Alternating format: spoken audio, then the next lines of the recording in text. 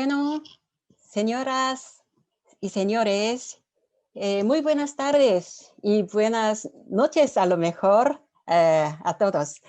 Bueno, soy profesora Sujin Kim de la Ciberuniversidad Hanguk de Estudios Extranjeros y soy moderada de esta sección para hoy.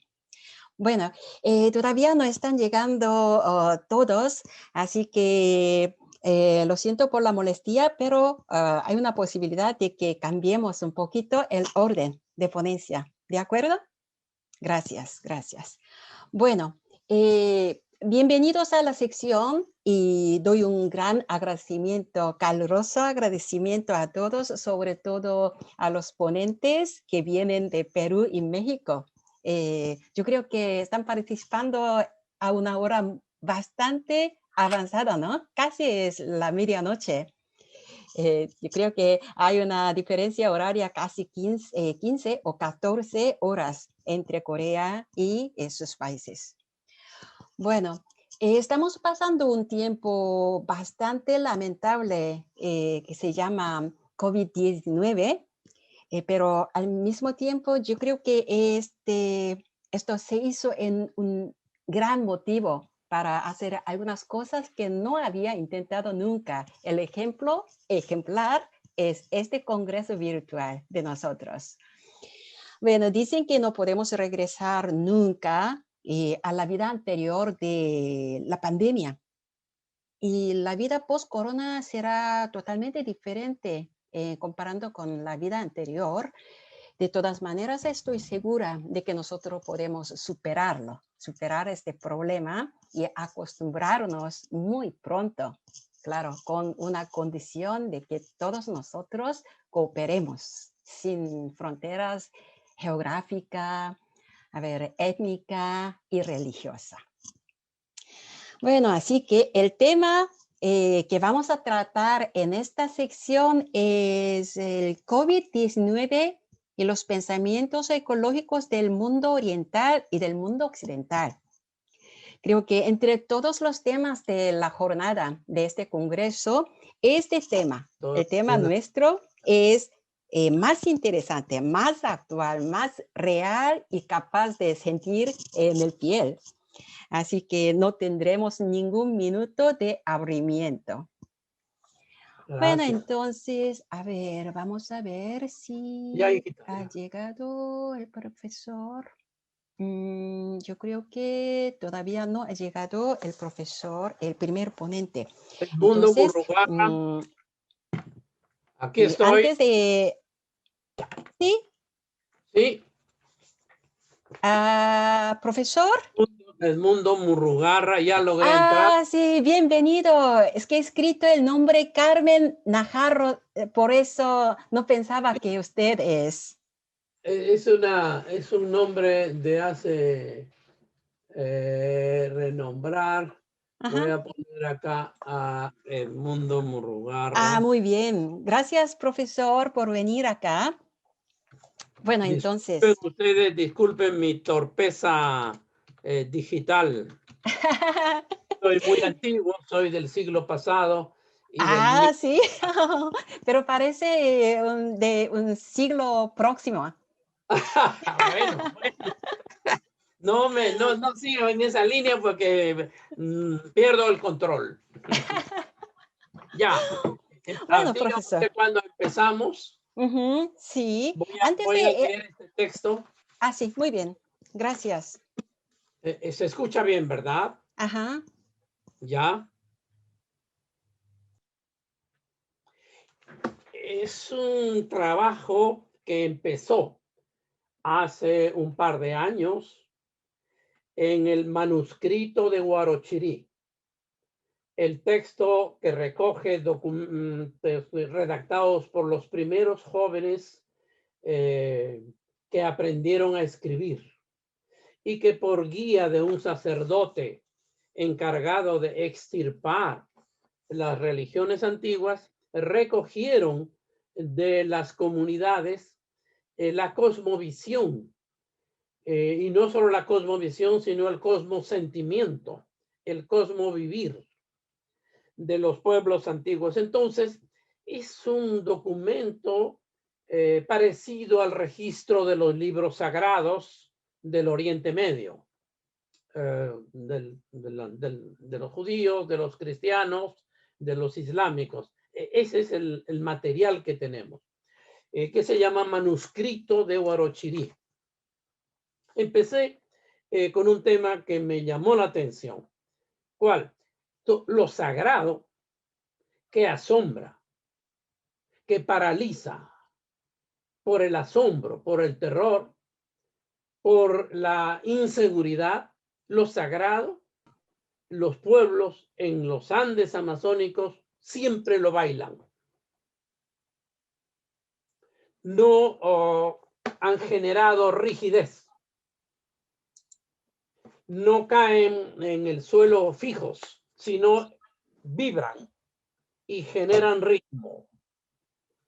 Este es un tema que entonces puede estar ligado a la formación de los Andes en el Pacífico, que se llama, bueno, el Círculo de Fuego. En el planeta se le llama el Círculo de Fuego, que junto con el Oriente es una zona de mayor actividad sísmica. Todos los días tenemos temblores y casi a cada hora. Y de cada 10 años, 15 años, un gran terremoto. Bueno, esta danza, música, es un rasgo de la vivencia de lo sagrado. Por lo tanto, las entidades que plasman lo sagrado, las huacas, que las llaman a veces dioses, pero que no es igual a Dios, porque la huaca tiene otra presencia con una energía gigantesca, pero es más cercana a los otros seres, y con los seres humanos llegan a acuerdos, toman acuerdos, los grandes acuerdos o compromisos que a veces son rotos, a veces no. Los compromisos en la lengua originaria se llamaban ucha y daban lugar a veces a los sacrificios humanos. Eran los grandes acuerdos. Cuando había mucha sequía, gigantesca sequía, o cuando había diluvios, porque las aguas del Pacífico bajan del Ecuador y calientan y hay mucha lluvia, entonces se precipitan en gigantescas inundaciones de agua. En esos momentos había grandes acuerdos o desacuerdos, si el huaca cumplía o no cumplía con su compromiso de traer el agua o manejar el agua.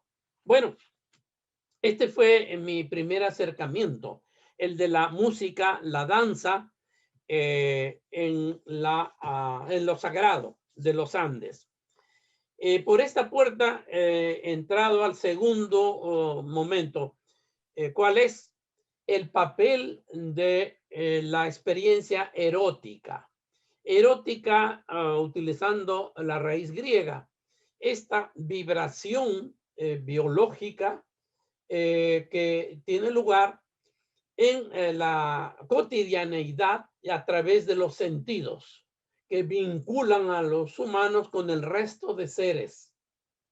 Hay una sensibilidad, una percepción de contacto permanente, y es un contacto que a veces es placentero, a veces no es placentero con los demás seres. Ese erotismo que es natural en todos los seres y particularmente en los humanos, tiene expresiones varias. La expresión polar más importante es la sexualidad, donde participan los órganos genitales de los humanos, pero una más vasta y permanente y por eso más profunda es la ternura. Es esta experiencia de sentirse frágiles y de sentir al ser que se tiene al lado frágil. leve, y por eso la necesidad y la tendencia a cuidarlo, a prodigarle cuidados. Esta experiencia de la ternura que está ligada a la relación que tenemos los seres vivos con otros seres vivos muy pequeños, emergentes o frágiles. Puede ser un anciano, puede ser un bebito, puede ser una planta que empieza a crecer, puede ser un animalito que es nuestro mascota en la casa y con el cual tenemos una permanente relación de ternura. Estas dos polares expresiones de lo erótico acompañan permanentemente y están presentes en los manuscritos de Huarochirí como experiencias que cancelan los ciclos de cultura y abren otros ciclos de cultura. Eso me interesó entonces cómo la sexualidad, por ejemplo, en las grandes huacas femeninas, es lo que está asociado junto a la ternura en el tratamiento de las grandes huacas agresivas masculinas que representan en esta parte de los Andes al agua desbordada o a la ausencia del agua. Entonces, voy a presentar 3 momentos de esta experiencia en los manuscritos de Huarochirí. Primer momento, que tenía que ver con mi niñez. Yo, niño huérfano, acompañaba al cura de mi pueblo a los ritos religiosos católicos y le ayudábamos a leer la Biblia. Y en uno de esos pasajes dice que vino un ángel a anunciarle a una jovencita judía que iba a ser la Virgen María, que iba a quedar encinta, embarazada, fecundada, y que iba a tener un hijo que iba a ser el Hijo de Dios. Esta señorita, una niña de 14, 15 años, se asusta y le replica al ángel: ¿cómo va a ser posible que yo quede embarazada, fecundada y para un hijo si yo no conozco varón? Es lo que le dijo María al ángel. Yo no conozco varón, ¿y cómo es posible que pueda ser fecundada? Esta frase está en los evangelios. Discutimos con el sacerdote no pudo darnos explicación. ¿Qué significaba eso? Si la Virgen María conocía a su papá, a sus hermanos, los parientes de los pueblos donde vivía, ¿cómo va a decir que no conoce varón?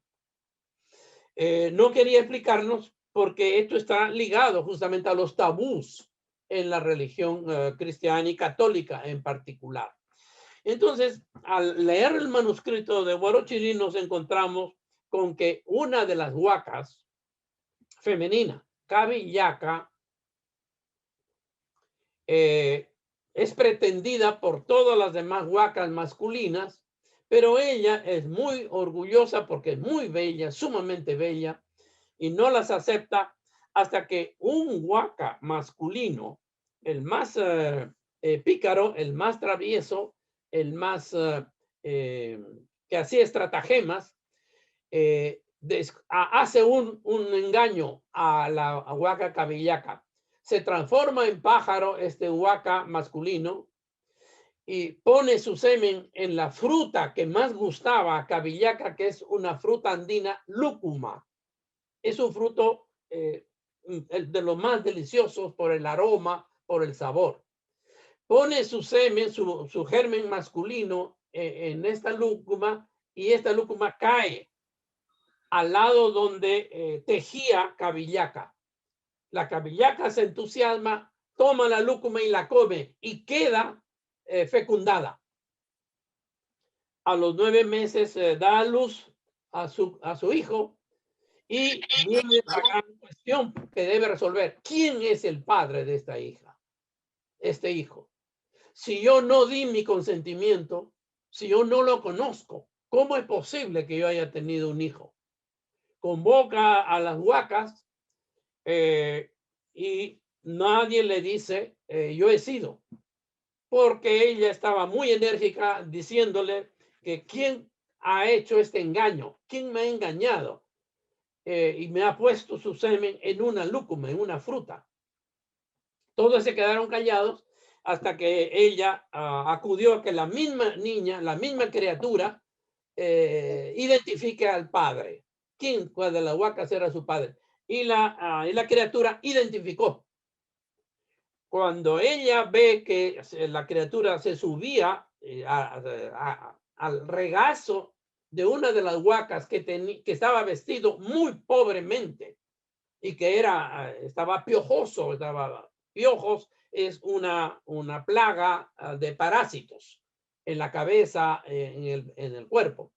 Entonces la huaca dijo, tuvo mucho asco porque esa era la persona que lo había engañado y además era una persona que no le gustaba, que no le merecía respeto. Tomó a su criatura y corrió desde la altura hacia el mar. Esta huaca poderosa, que era el padre del niño, intentó decirle que no, que venga, que él era el más poderoso de los huacas. Ella no regresó, llegó al mar y se convirtió en una isla de piedra. Bueno, ¿cuál es el tema ahí? Que en el caso de María, la pregunta que ella hace, la objeción que le hace al ángel, lo resuelve sometiéndose a la voluntad de Dios.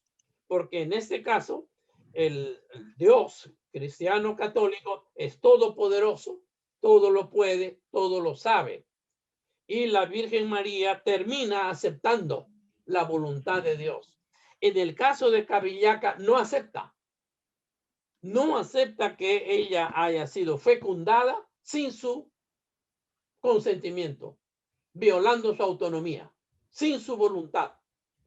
Y huye y se hace piedra y fecunda el mar, ahí va a haber, fecunda el mar, pero no acepta. Entonces el primer punto, el primer muestra de cómo la sexualidad en estas huacas va ligada al respeto a su autonomía, a su propia voluntad, y no acepta los pedidos del huaca que la ha fecundado con engaño, sin su voluntad.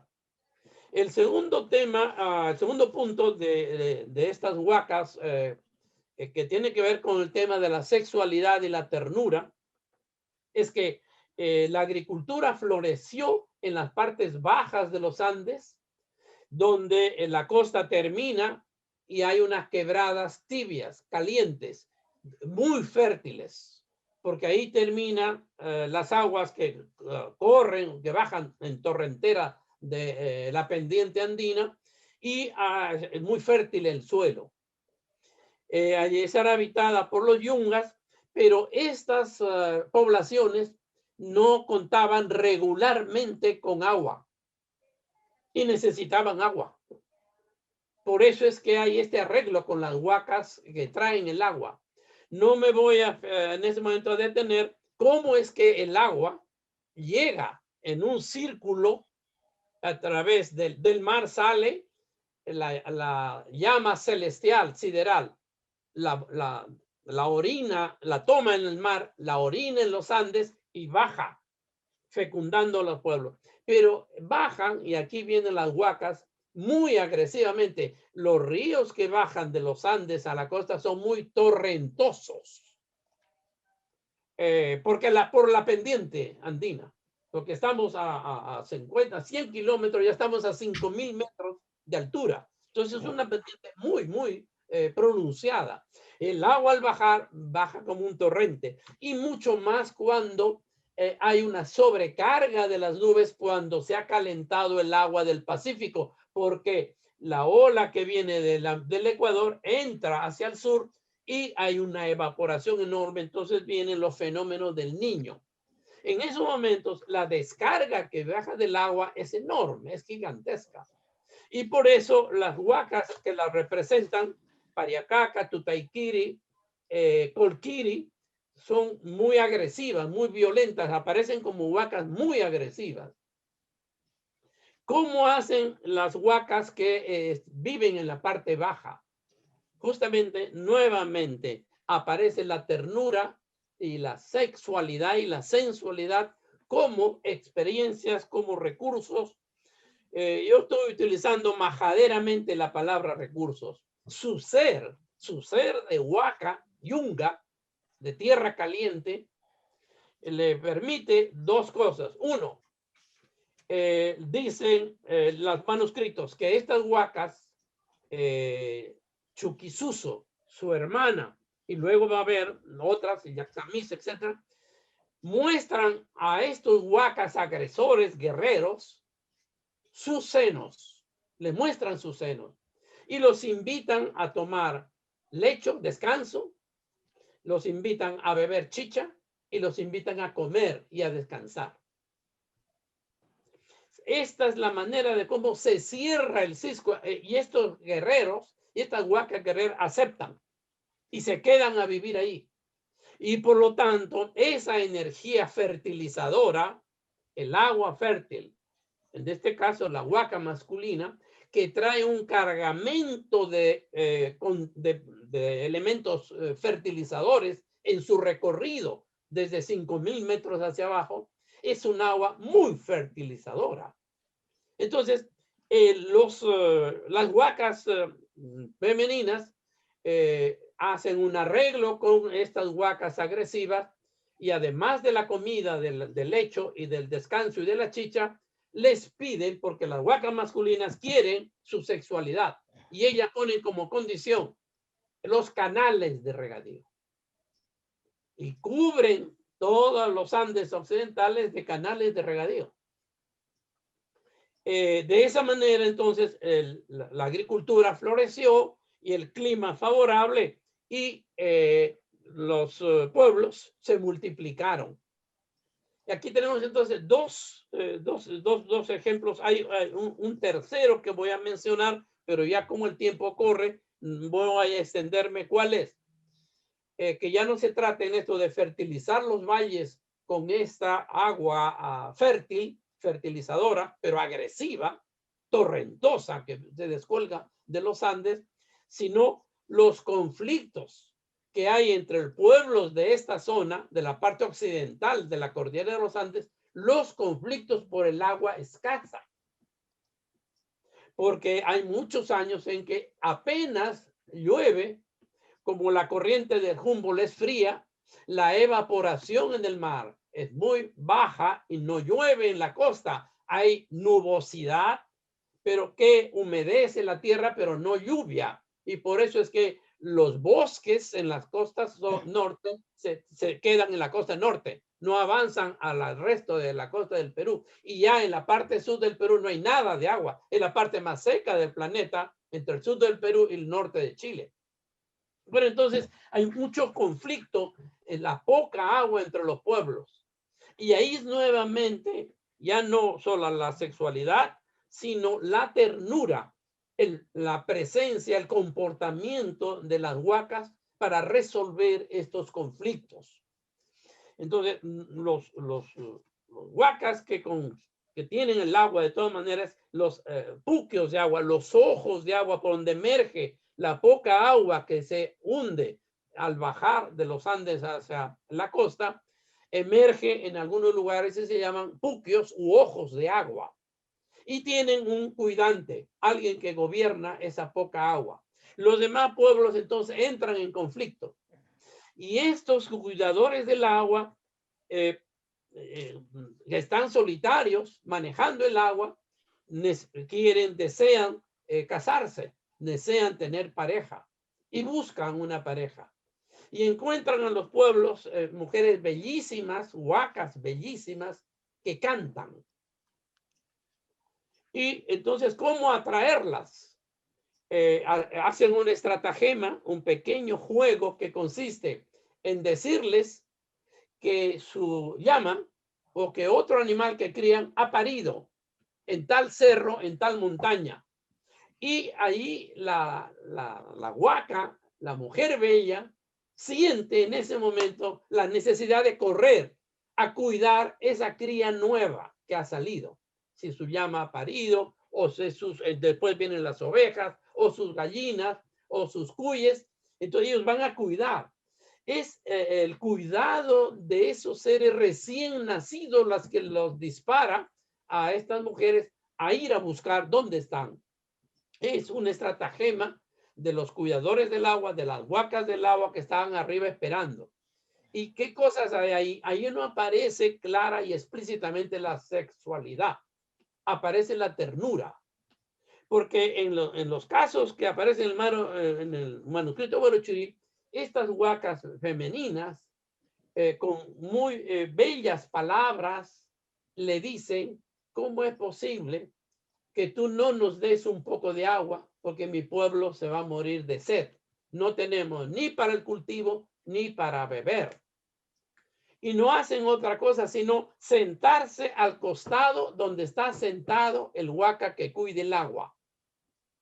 Este es un gesto, ustedes, cualquier ser vivo lo sabe, el significado que significa que un otro ser se siente a tu lado y con palabras muy persuasivas y dulces te pida algo. Aquí hay justamente el juego de la ternura. Y en el caso de una de ellas, de estas huacas, al llegar a buscar la cría de su llama, que es el motivo por el cual salió corriendo, el huaca que la espera en forma de un pájaro. Y empiezan a jugar.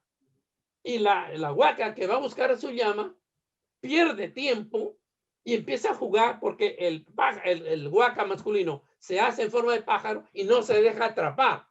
Y la huaca femenina quiere atraparlo para tomarlo en su seno, en su regazo.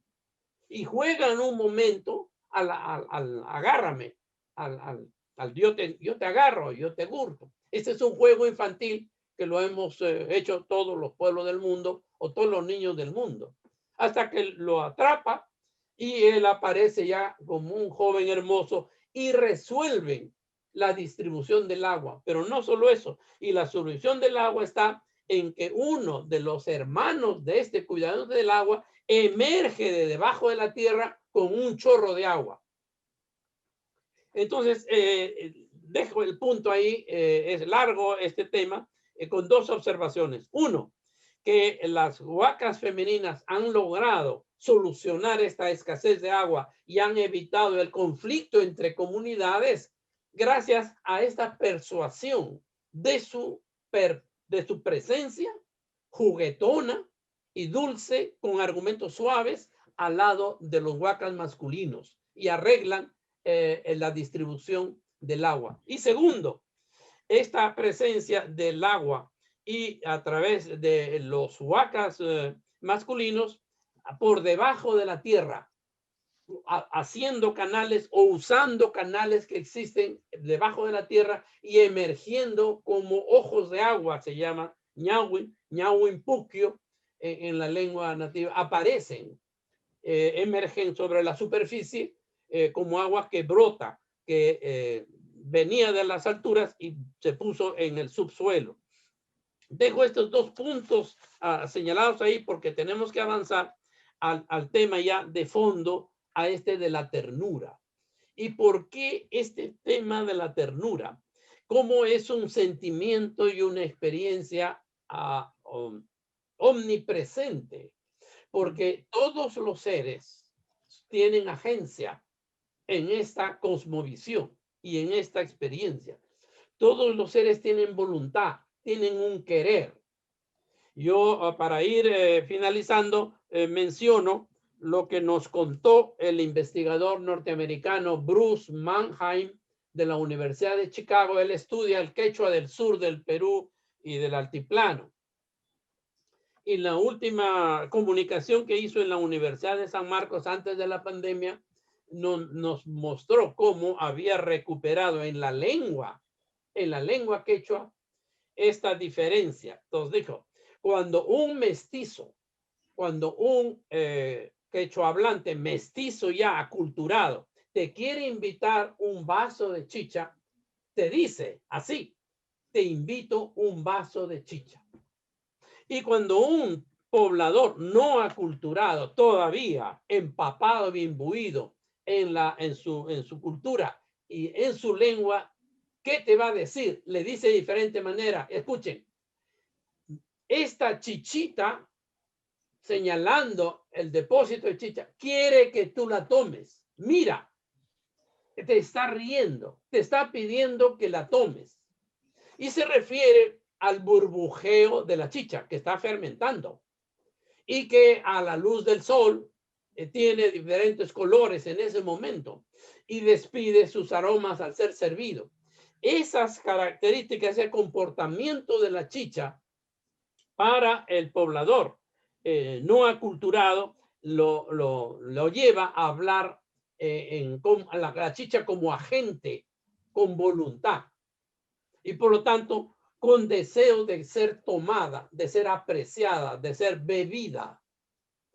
Dejo el punto allí, esta experiencia que nos relató Bruce Mannheim y que está en uno de sus trabajos, para avanzar al tema de cómo el paisaje en la civilización andina y que está en el manuscrito de Guarachuri no es un telón de fondo, son comunidades de seres con voluntad, con un querer, con un munay, para utilizar el verbo quechua. Y estos seres aman, quieren algo, buscan algo. De ahí la variedad de vocablos del quechua para referirse unos al deseo sexual. Se utiliza un vocablo diferente al querer, al amor de ternura o al amor del juego o al amor a la abuela o a la madre o al amor a plantas, a mis piedras, a mis acequias o a mis herramientas. Allí se utiliza también un verbo, un vocablo que delata este querer, este amar a su herramienta, pero es un amar de ternura, de un cuidado que se llama, en español le llamamos criar. Entonces, esta experiencia es omnipresente.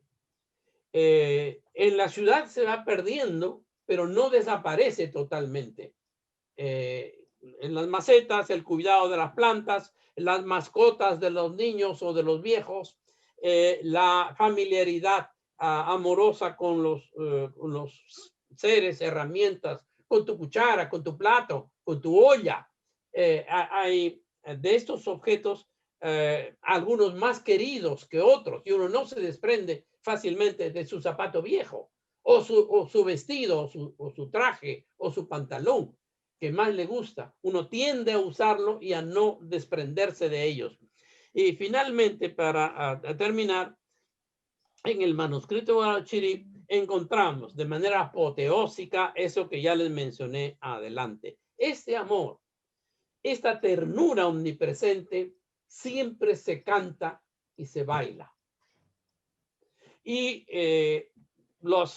por eso la ceremonialidad, el ritual, siempre incluye la danza, el canto y el baile. No son rígidos. Esto para efectos, por ejemplo, y quiero cerrar con esto, de que la crítica a la civilización que viene de Occidente y se instala violentamente en nuestros pueblos, una de las cuestionamientos que le hacemos es esta rigidez. Rigidez mental, rigidez física, rigidez del vestido. Ustedes ven como en las ceremonias públicas hemos visto al iniciar esta ceremonia hoy día están los jóvenes y los profesores con corbata, pero ya el profesor que nos dio la conferencia primera ya no estuvo con corbata. Ya otros ya no están con corbata. ¿Por qué?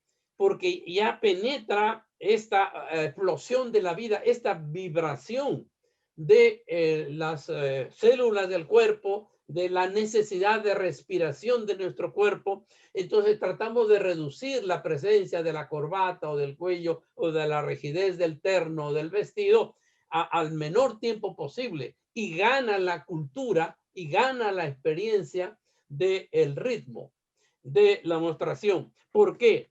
Porque en el cuerpo están los fundamentos y no solo los fundamentos, sino los elementos que hablan de la alegría, de la felicidad. La alegría y la felicidad que vivimos los pueblos andinos es una alegría que se expresa en nuestro cuerpo, que se vive en nuestro cuerpo. Y por eso que es muy difícil que la Iglesia Católica haya establecido la rigidez del culto y los rituales antiguos medievales. Todos los santos, todas las vírgenes que fueron impuestas y que nuestros pueblos los han acogido como suyos, tienen su fiesta. Y esa fiesta siempre es bailada, siempre es bebida, siempre se hace con una conciencia ampliada, ampliada con la chicha, ampliada con la danza y ampliada con el zumo de hierbas energizantes o sensibilizadoras, espiritualizadoras.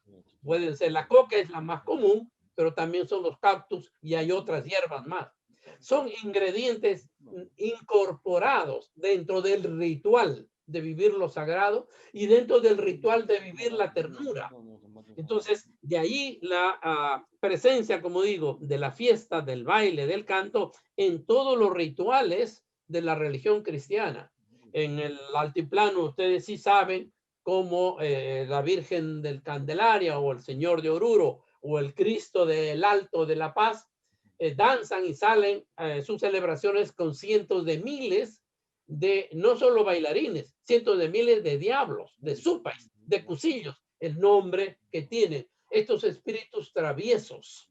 Y la Virgen del Carmen en el pueblo de Paucartambo, cerca del Cusco, es su fiesta, el del 16 de mayo al 18, es una celebración del amor, del enamoramiento, de 18 conjuntos que representan a pueblos que enamoran a la Virgen y quieren llevársela. Y de los más graciosos son los sáharas o supais, son los que los sacerdotes le llamaron los diablos, los demonios. Son efectivamente los supais, pero que ellos representan la travesura, el juego indetenible. Jamás pueden estar sin ironizar, sin ridiculizar a los poderosos. Son ellos los que quieren acercarse más a la Virgen y quieren y la enamoran. Y cuando se les pregunta a ellos, ¿y por qué te enamoras a la Virgen? Si habiendo tanta mujer linda, ¿por qué quieres de la Virgen enamorarte todavía? Y la respuesta es única y convincente. Si esta mujer ha tenido un hijo tan bueno como Cristo, es necesario que tenga más hijos de ese tipo. Por eso la quieren llevar para que engendre más hijos. Este es el extremo de la presencia del juego, del pugyay, en toda actividad de los pueblos andinos, celebrando la vida. A mis amigos sacerdotes les digo, aquí ustedes fracasaron. Y este es el punto de la vida para que tengan que avanzar de la reforma de la teología de liberación a otro tipo de religiosidad cristiana. Ya Bergoglio en Roma nos ha hecho caso y se ha puesto como nombre Francisco, el único santo que no aceptó llamarle cosas o recursos naturales a los árboles, a las nubes, al agua. Le llamaba hermano, mi hermano lobo, mi hermana nube, mi hermana planta. Entonces estamos caminando y esta pandemia del virus ha abonado con la terrible tragedia del cambio climático a que se creen las condiciones para fundar otra forma de vivir la vida. Y esto no quiere decir, como les digo a mis hermanos cristianos o católicos, que los vamos a votar a ustedes y vamos a quemar santos. No, ningún pueblo va a dejar que le saquen su virgen o le saquen su santo. Van a seguir, lo van a hacer bailar en las plazas y en las calles. Van a celebrar la vida, no celebrar la muerte, sino celebrar la vida. Este es lo que les expongo como vivencia de un proceso de descolonización frente a una colonización que extirpaba este gozo de la vida, esta alegría, esta su sexualidad y la ternura sobre todo, y que pretendió establecer una rigidez. Consiguió en gran parte, pero esa rigidez ahora se derrumba, corrupta, incapaz de atender las necesidades y empieza a sacar cabeza. Y por eso la importancia de este seminario, de esta conferencia mundial que hace la Universidad de Seúl, integrando, dándonos la mano como decía el profesor de la conferencia primera, los pueblos del Asia con los pueblos andinos. Buenas noches. Muchísimas gracias, profesor. Usted no es del siglo pasado. Yo creo que su ponencia es muy energética y dinámica. Fue un tema muy interesante. Es que ahora me da unas grandes ganas de leer ese manuscrito. Si todos los países tienen sus propias historias o mitos en donde trata ese tipo de, sexualidad y ternura. Y en mi caso, nunca he leído nuestra historia enfocando esos puntos. Así que es un gran motivo para releer Ya esas veremos cómo le historias, hacemos episodios. llegar el libro. Por ahí Ajá. veo a Joaquín para hacerle llegar el libro en algún momento. Ah, Ese muy cómo no bien. sé si yo le entregaré este libro. Sí. Tenemos un ejemplar de este manuscrito. Ah, de verdad, Sí. gracias. Bueno, sí. Bueno, entonces ahora usaremos solo 3 minutos para dar un comentario, preguntas al profesor Edmundo Murugara. Ay, perdón, es muy difícil. Murugara, perdón. Murugarra, garra. Sí, Murugarra. Y si no tienes ahora mismo, entonces después de terminar todas las presentaciones, vamos a tener un espacio de preguntas y sugerencias y comentarios. ¿Estamos? Para mí algún día haremos allá en Seúl y acá en Perú con ustedes estos eventos intelectuales, académicos, rodeados de alegría, de ternura y por lo tanto con danza, con conciencia ampliada, con baile, con celebración, agradeciendo a la vida, celebrando a la vida. Ya lo haremos. Sí, estoy. Bueno, muchísimas gracias. Entonces, ahora, antes de empezar la sección, no tenía bastante tiempo para explicar un poquito sobre el proceso. Es que ahora, desde ahora, vamos a dar entre 15 o 20 minutos para cada ponencia y vamos a tener unos 5 minutos de preguntas y respuestas. ¿Están Sí, de está bien, acuerdo? sí, sí. Muy bien. Entonces, ahora, bueno, vamos a escuchar a la profesora Ana Cuevas. Ana Berta Cuevas Tello es la profesora de la Universidad de Guadalajara y el tema de hoy es las enseñanzas del COVID-19 frente al cambio climático, el caso de México. Bueno, entonces con un gran aplauso vamos a recibir la profesora. Muchas gracias. Me siento de verdad muy contenta, muy agradecida por la oportunidad que me brinda la universidad. Gracias a todos los organizadores de este tan importante evento. Bueno, me permiten, yo voy a compartir unas imágenes. Bien, pues el día de hoy yo les voy a hablar sobre las enseñanzas del COVID-19 frente al cambio climático. Y bueno, hago una breve introducción. En el 2019, en la ciudad de Wuhan, en China, se empezaron a dar los primeros casos de una enfermedad diferente, extraña, y bueno, ahora se le conoce como COVID-19. Y para ya en marzo, el 11 de marzo del 2020, de acuerdo a la Organización Mundial de la Salud, esta enfermedad fue conocida o más bien señalada por su nivel de propagación como una pandemia. Entonces, el confinamiento social que la gran mayoría de los gobiernos han decidido establecer por el COVID-19 trajeron efectos secundarios como crisis económica, desempleo, aislamiento, otro tipo de enfermedades y como un hecho positivo al principio, una mejoría en el medio ambiente. Bueno, ¿qué es lo que nos está enseñando el COVID-19?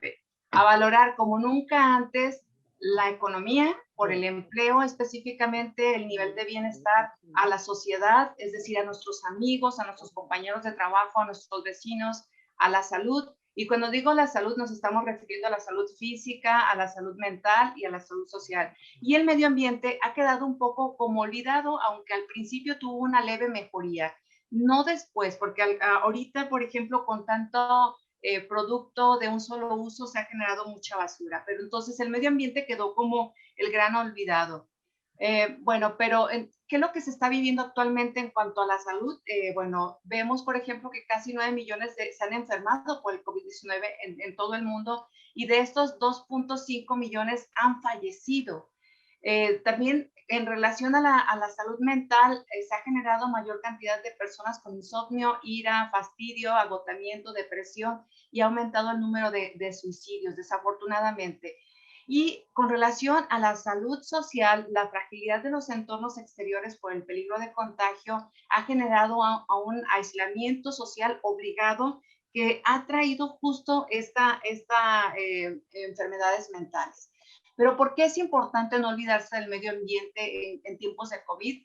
Bueno, pues porque también el medio ambiente está viviendo tiempos complicados. Fíjense bien, de 1970 a la fecha, la población mundial se ha duplicado y esto ha generado que el Producto Interno Bruto se haya cuadriplicado, pero también aquí hay un dato muy importante, que la extracción de materiales, es decir, de recursos naturales, se triplicó. ¿Esto por qué? Pues porque vivimos en una economía lineal donde se extraen recursos naturales, se produce, se consume y luego se tira. Entonces, esto está generando cambios negativos en el medio ambiente. Fíjense bien, aquí tengo datos muy interesantes de 2 años específicos, 2015 y 2017. Con relación, por ejemplo, a los recursos naturales, en el 2015 se extrajeron 84.4 miles de millones de toneladas y para el 2017 estas ya habían aumentado a 92 miles de millones de toneladas. Quiere decir que crecieron en promedio de un año a otro 4.4%. Con relación a la generación de basura, en el 2015 fue de 19.3 miles de millones de toneladas y para el 2017 estas ya fueron de 33 miles de millones de toneladas, lo que dio un crecimiento promedio anual de 29.6% entre ellos. Y con relación a las emisiones de gases de efecto invernadero, en el 2015 estas fueron de 50 millones de toneladas y para el 2017 estas fueron de 53. Aquí vemos una imagen más o menos de cómo se ve lo que en cifras les acabo de decir. Bueno, pero ¿cuáles son los principales riesgos de un deterioro ambiental en la salud? Primero, el que se da una degradación de los sistemas naturales. El otro es de que se genera contaminación. Y el tercero es por el cambio climático. Bueno, la extracción de los recursos naturales es responsable del 90% de la pérdida de la biodiversidad del planeta, de flora y fauna. También del estrés hídrico que se está viviendo, es decir, de la escasez del agua. Y que de aproximadamente la mitad de los impactos relacionados con el cambio climático, es decir, todos los desastres naturales que se están generando. ¿Y cuáles son, cuando hablamos de la degradación de los sistemas naturales, a qué nos estamos refiriendo? Específicamente a los servicios ambientales, porque están disminuyendo en cantidad y en calidad. ¿Y cuáles son los servicios ambientales? Pues son el ciclo del agua, el ciclo de los nutrientes, la purificación del agua, la fotosíntesis, la proveeduría de oxígeno, el control del clima, alimento, el hecho de que estos recursos, más bien estos ecosistemas atrapan el dióxido de carbono, y también las plantas y minerales medicinales, el valor estético que tienen los ecosistemas, el valor recreativo, la preservación de la flora y la fauna, la conservación de los suelos que nos dan alimentos, la purificación del aire, la polinización y dispersión de semillas y obviamente es que el medio ambiente, los ecosistemas reducen el efecto invernadero. Bueno, las consecuencias es que cada año mueren cerca de 1.4 millones de personas por enfermedades prevenibles como la diarrea y otras causadas por parásitos intestinales asociadas a agua potable contaminada por agentes patógenos y a un saneamiento inadecuado. Fíjense bien, de acuerdo a Naciones Unidas, la resistencia antimicrobiana podría convertirse en una de las principales causas de muerte para el 2050 debido a la contaminación del agua. Y aquí les muestro un mapa donde vemos el número de muertes atribuido a la contaminación del aire. Y vemos que conforme el color de azul es más intenso, son en los países donde más personas mueren por contaminación del aire. Entonces, en el 2019, la contaminación del aire contribuyó a la muerte de 6.67 millones de personas. En realidad, muy elevado. De esto, los niños y los ancianos son los más vulnerables. Y en el caso de México específicamente, 48.300 personas murieron, o más bien perdieron la vida en el 2019 a causa de la contaminación del aire. Bueno, ¿y cuáles son las principales enfermedades generadas por la contaminación del aire? Bueno, aquí con datos del 2019 voy a presentar algunas enfermedades. Las cardiopatías sistémicas, el 20% de las muertes estuvieron relacionadas con la contaminación del aire. El cáncer de pulmón, el 19% de las muertes estuvieron relacionadas con la contaminación del aire.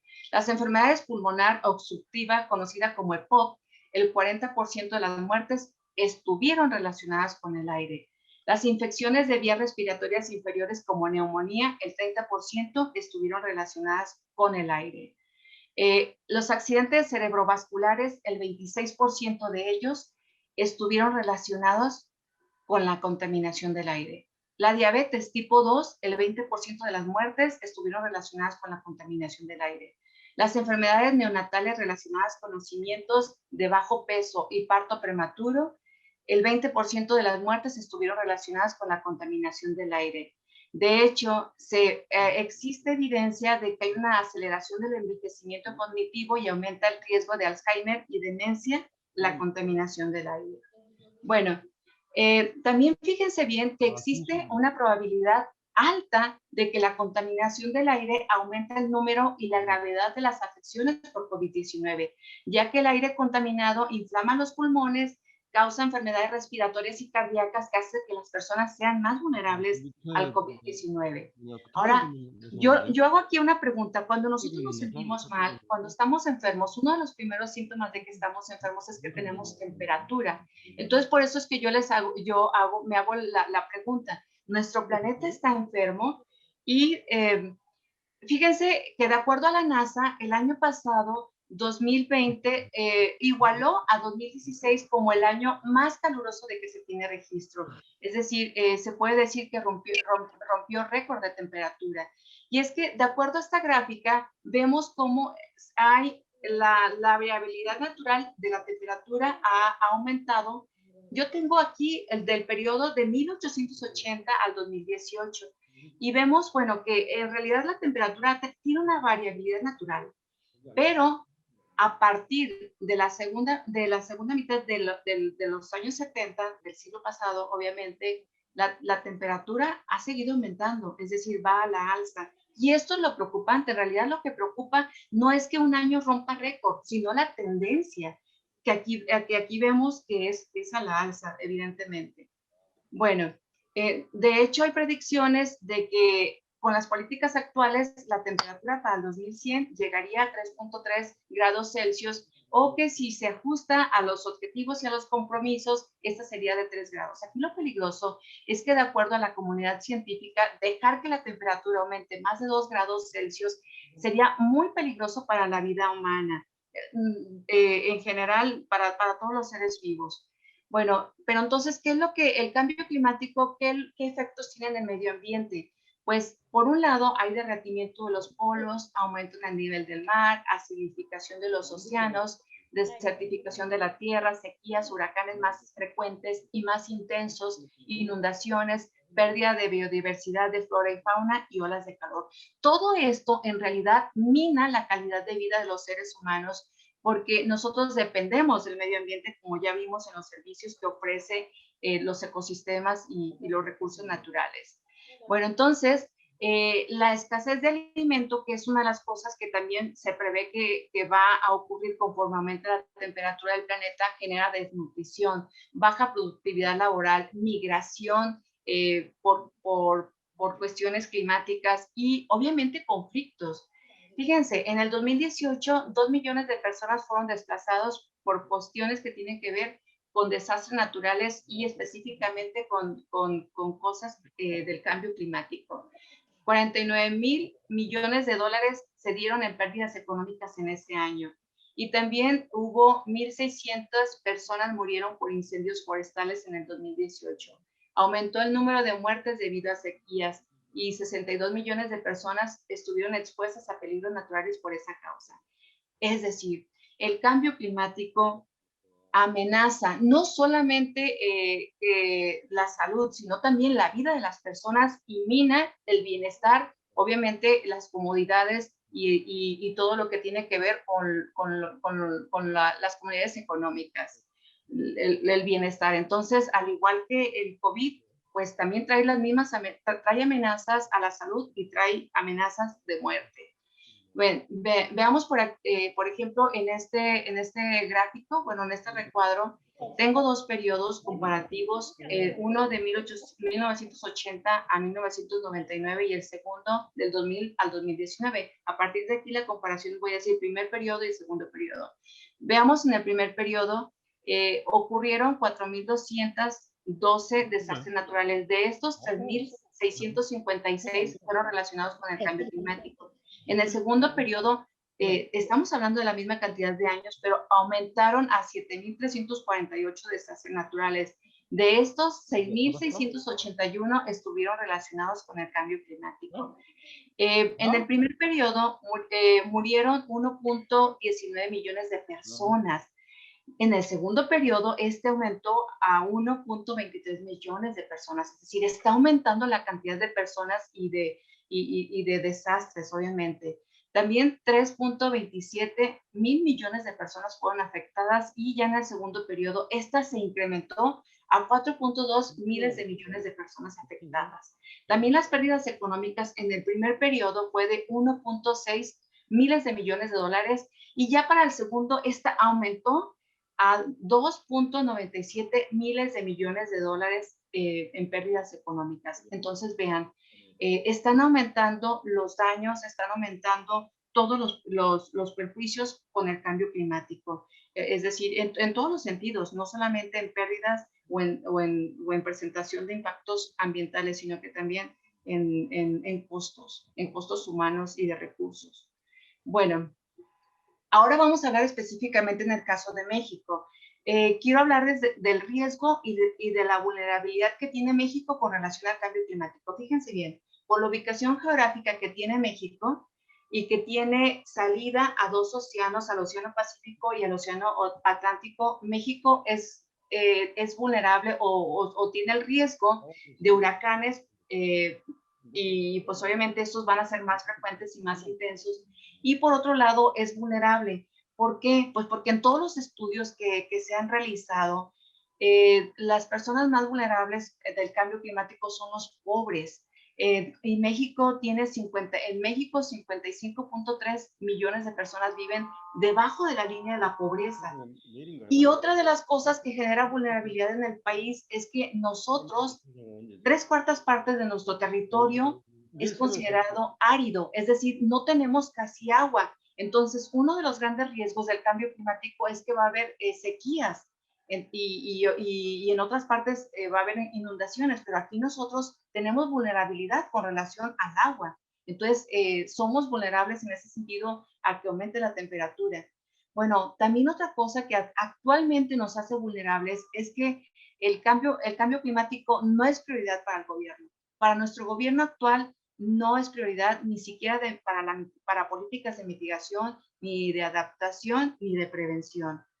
Bueno, ¿y cuáles enfermedades se van a intensificar por el cambio climático? Las transmitidas por mosquitos como el dengue, el paludismo, el zika, el chikungunya, también la desnutrición, alergias, olas de calor, el estrés, la salud mental y todas las enfermedades relacionadas con el agua. Bueno, el punto a resaltar aquí es que la salud ambiental está muy ligada a la salud humana y también a la salud animal. Esto quiere decir que si no hay bienestar ambiental, tampoco los humanos y los animales la tienen.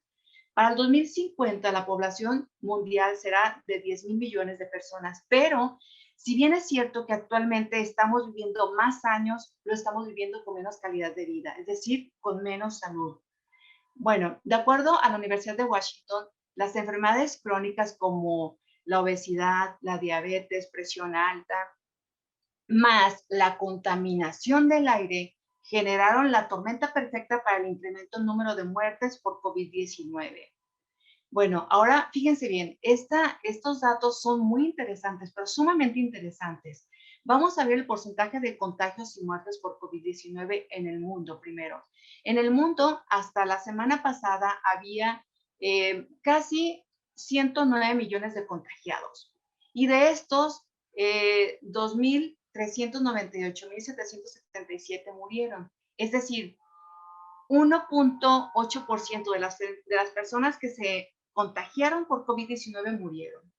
En México, las cifras son diferentes porque los contagiados fueron casi 2 millones de personas, pero han muerto 173,771 personas. Esto representa el 7.2%. Vean, es que es altísimo, o sea, sobrepasa por mucho la media mundial. Entonces, aquí la pregunta es, ¿por qué? ¿Por qué está ocurriendo esto? Bueno, una de las razones son por los factores de riesgo en la salud. Fíjense bien, yo aquí traje una gráfica de acuerdo al número de muertes por factor de riesgos en México en el 2017. Y vemos, por ejemplo, que la que encabeza la lista es la azúcar alta, es decir, la diabetes. Y también le sigue la presión alta, la presión sanguínea y la obesidad, el uso de alcohol, el cigarro. Y fíjense bien, ¿qué sigue? La contaminación. Entonces, evidentemente, nosotros tenemos más tendencia a hacer más bien debilidad o vulnerabilidad para enfermedades como esta del COVID-19, precisamente porque tenemos, o la población tiene malos hábitos que nos ha llevado a tener este riesgo en la salud, este tipo de enfermedades crónicas. Entonces, la situación en México frente al COVID-19 es que la diabetes, la presión alta, la obesidad, el cigarro y la contaminación, más políticas públicas mal planificadas, más instituciones sanitarias débiles, hace que haya una mayor incidencia en el número de muertes por COVID-19. Ahora bien, aun cuando en México ya se supere, cuando llegue el momento en que se supere el COVID-19, los niveles de contaminación, el impacto en la salud por el cambio climático, los riesgos y la vulnerabilidad por el impacto en el incremento de la temperatura, más los malos hábitos que tenemos los mexicanos y que nos llevan a riesgos de enfermedades, van a hacer que las condiciones de salud y las amenazas de muerte sigan latentes. Aún así se supere COVID-19. ¿Por qué? Pues porque en realidad tenemos varios elementos de debilidad que nos hacen vulnerables. Bueno, ¿y cuáles son las enseñanzas que nos ha traído el COVID-19? Pues la importancia de la salud física, mental y social. También la fragilidad de los servicios de salud de la mayoría de los países del mundo. El costo económico que ha traído la salud. Y fíjense también la vulnerabilidad económica. Pues un solo virus desestabilizó el sistema económico a nivel mundial. Ahora bien, no solo importan los 109 millones que se han enfermado, o el 1.3 millones que han muerto por COVID-19, sino que también el incremento de enfermedades mentales y el aumento del número de suicidios que está provocando este riesgo. El no saber cuándo la pandemia va a terminar genera incertidumbre laboral, política, social y económica. No obstante, tenemos la certeza de que en algún momento la pandemia pasará. Sin embargo, si llegamos a un punto de no retorno frente al cambio climático, los impactos negativos que minan la salud humana y económica serán la constante en el día a día, lo que traerá desequilibrios políticos y movimientos sociales. Lo que estamos viviendo por el COVID-19 es una muestra micro de lo que le espera a la humanidad en materia de salud si no cambia la manera en que nos relacionamos con el medio ambiente. Durante la pandemia, los desastres naturales que matan no disminuyen el bienestar y que además generaron costos, no se detuvieron por el COVID-19. Es decir, se siguen presentando desastres ambientales, se sigue incrementando la temperatura pese a que está el COVID. O sea, esto sigue adelante. Este incremento de la temperatura, este cambio climático no se detuvo porque nosotros estuviéramos en una pandemia. Entonces, hay que ponerle atención. Prevenir futuras pandemias requiere de un esfuerzo múltiple en varios sectores, pero sin duda el más importante es recuperar el bienestar ambiental. Es momento de que los diferentes actores de la sociedad, es decir, los empresarios, el gobierno y la sociedad, trabajen de manera conjunta para hacer frente al deterioro ambiental. Si se sigue posponiendo, llegará el momento en que la vida en el planeta será insostenible. Y bueno, ¿cuáles son las enseñanzas del COVID-19 en el caso de México?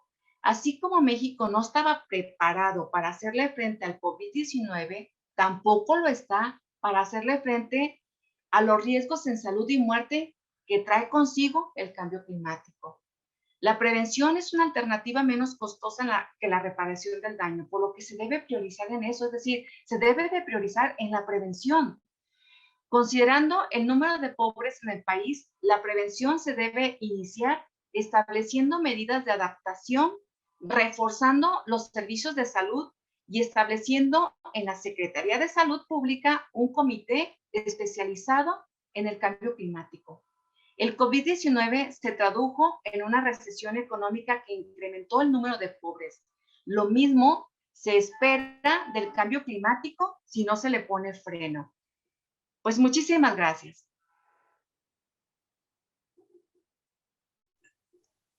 Bueno, muchas gracias, profesora. Es que fue una ponencia bastante impresionante, ya que todos nosotros tenemos un gran interés en este tema. Yo creo que COVID-19 está vinculando estrechamente con el cambio climático, como dicen los expertos y también la profesora Ana Cuevas. Y además, la prevención es, como la profesora dijo, es una alternativa menos costosa. Así que lo más importante es que nosotros hagamos algo para proteger el clima y para evitar un cambio climático. Si no lo realizamos, entonces yo creo que muy pronto tendremos otro ataque de virus que se llamará algo de 23 o 25, ¿no? Bueno, si hay algunos comentarios, preguntas, entonces vamos a hacer ahora utilizando solo 3 minutos. Sí, solamente yo tengo una Sí, pregunta, profesor. una pregunta muy simple. Primero, muchas gracias por su excelente ponencia. Escuchando su ponencia, usted mostró muchos datos que como el cambio climático, la contaminación del medio ambiente, hicieron que muchas personas murieran.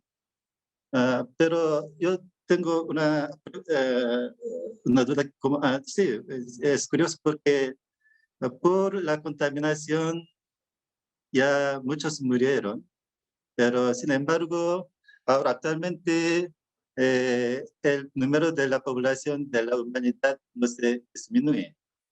Por eso quiero saber la razón. Ay, perdón, la pregunta es de por qué la población no disminuye. Sí, porque la población de la humanidad no se disminuye actualmente.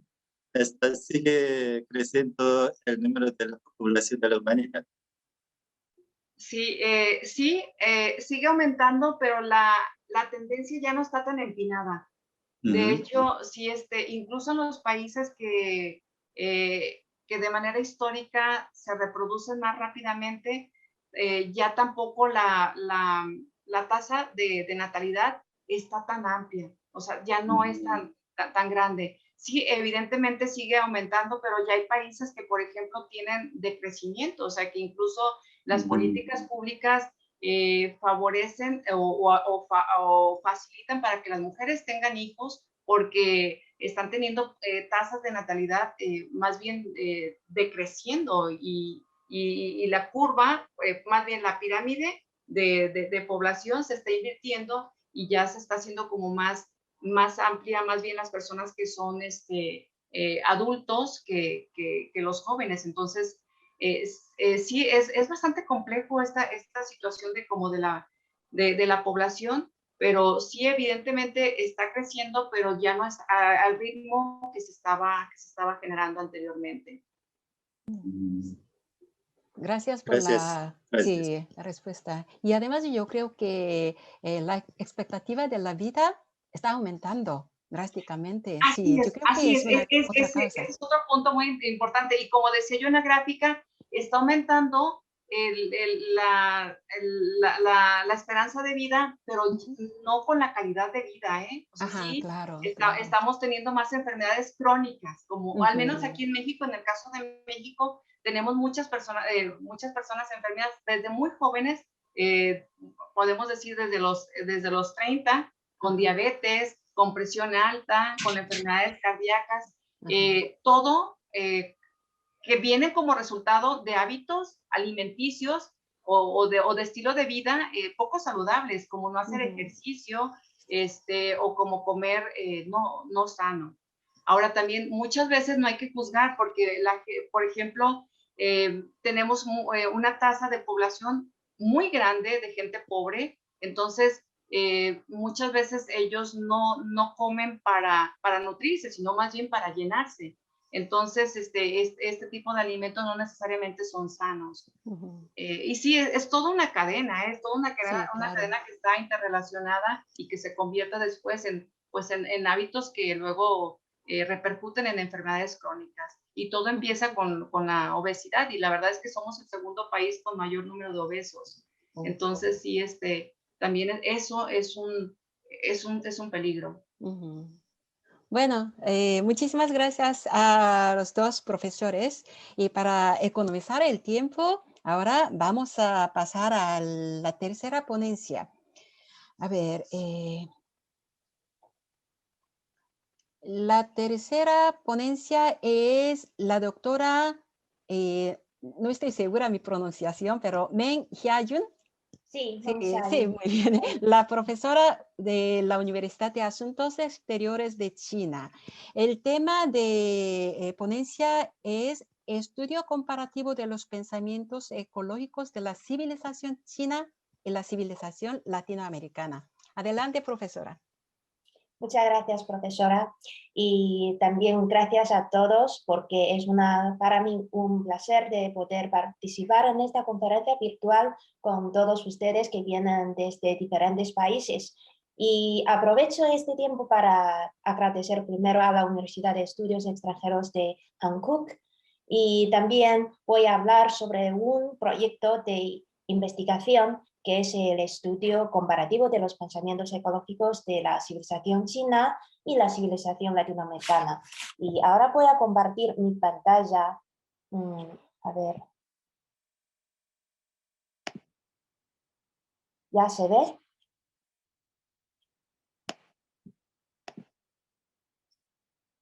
Bueno, ahora empiezo. Creo que soy la única china que participa en esta conferencia. Entonces, desde esta perspectiva personal, voy a hablar principalmente desde la situación de la ecología, o sea, el pensamiento ecológico de China. Y como saben que China y América Latina cuenta con su propia historia de su civilización única y diferentes similares situaciones de desarrollo histórico hacen que las dos civilizaciones tengan similitudes y diferencias en aspectos culturales e ideológicos. Y los antiguos pensamientos ecológicos chinos se concentran en las doctrinas del confucianismo, el taoísmo y el budismo, y ha madurado y mejorado gradualmente a través de varias generaciones, mientras que las culturas indias de las tres civilizaciones antiguas en América Latina, como la maya, la inca y la azteca, reflejan también el concepto ecológico que se ha estado insistiendo y creyendo durante más de 1000 años. Y las antiguas civilizaciones de China y América Latina abocaban por el concepto ecológico, aplicaban temor y rendían culto a la naturaleza.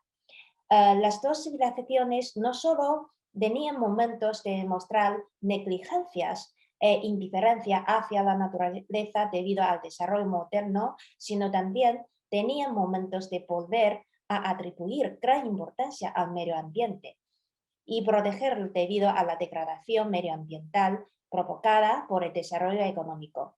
Y al comparar los pensamientos ecológicos entre ambas civilizaciones, creo que voy a presentar las características de las dos civilizaciones en los tiempos antiguos y modernos y revela al mismo tiempo las similitudes y diferencias de ellas mismas.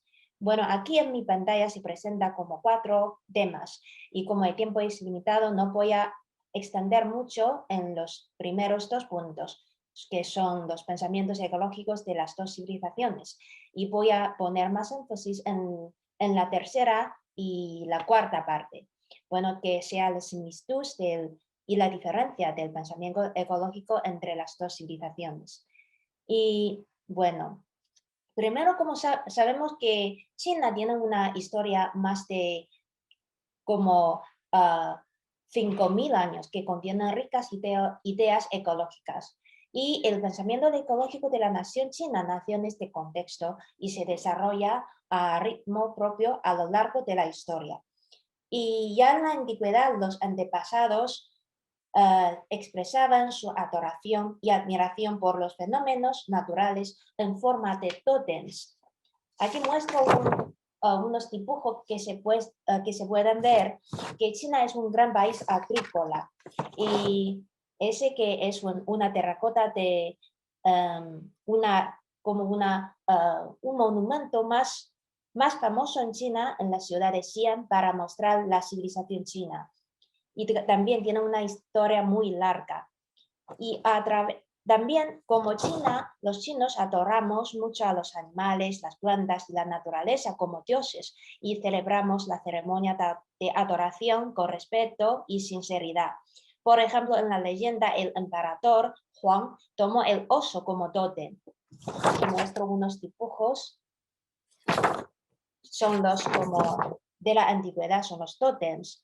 Y también otros grupos étnicos tomaron a los objetos naturales como el cielo, la tierra, el sol, la luna, el trueno, el rayo, las estrellas, hasta las nubes como tótems.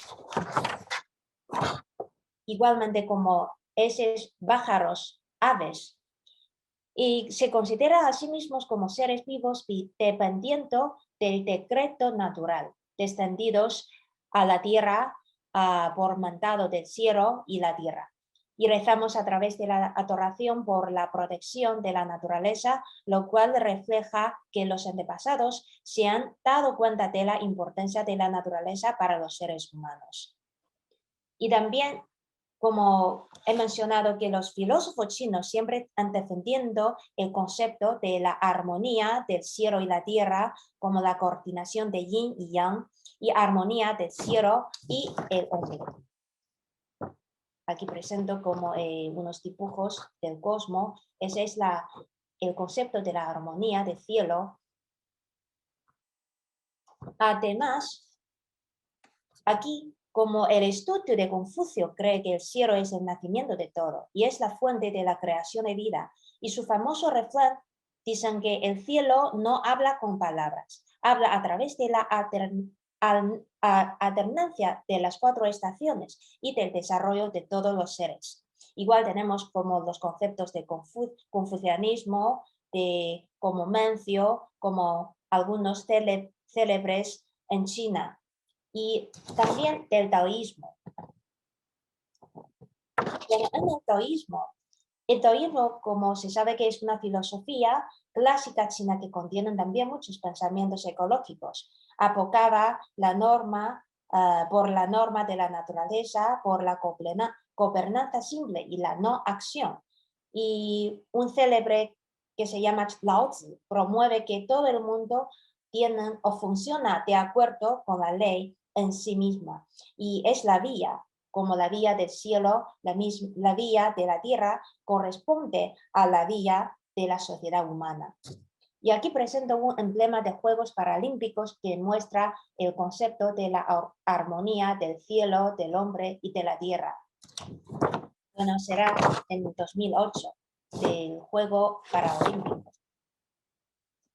Y también se muestra ese concepto en el jardín clásico chino, es que se pone más énfasis en belleza natural y la armonía. Bueno, también en el budismo aboga por el concepto de compasión para toda la vida y cree que todas las cosas en el universo, como la Buda, los seres humanos, los animales, las plantas y materiales inorgánicas son iguales y tienen en sí la puteidad. Aquí presento como muestro. A ver. Ese es el puteidad. Y no solo los tres sin dientes tienen la puteidad, sino que las flores y los árboles sin emociones también la tienen. Por lo tanto, se anima a los seres humanos a cuidar el mundo natural y a construir un entorno natural que sea interdependiente y armonioso con las personas. Bueno, el budismo cree en la reencarnación de la vida y cree que los cambios en el nacimiento y la muerte de todas las cosas en el mundo son esencialmente el proceso de origen, extinción y aumento y disminución del karma. Aquí es la doctrina de karma, que pone más énfasis en la causa y efecto, pero tiene más como detalles.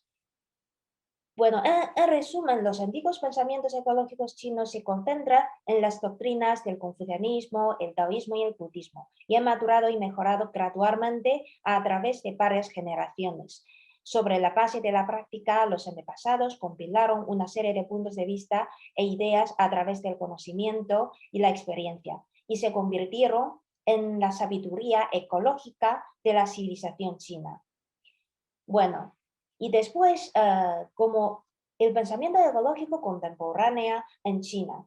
Y desde la reforma y apertura de China, la economía se ha desarrollado rápidamente y la industrialización se ha logrado con éxito en los 30 años. Sin embargo, este rápido desarrollo también ha causado un gran desperdicio de recursos humanos y un deterioro del medio ambiente ecológico.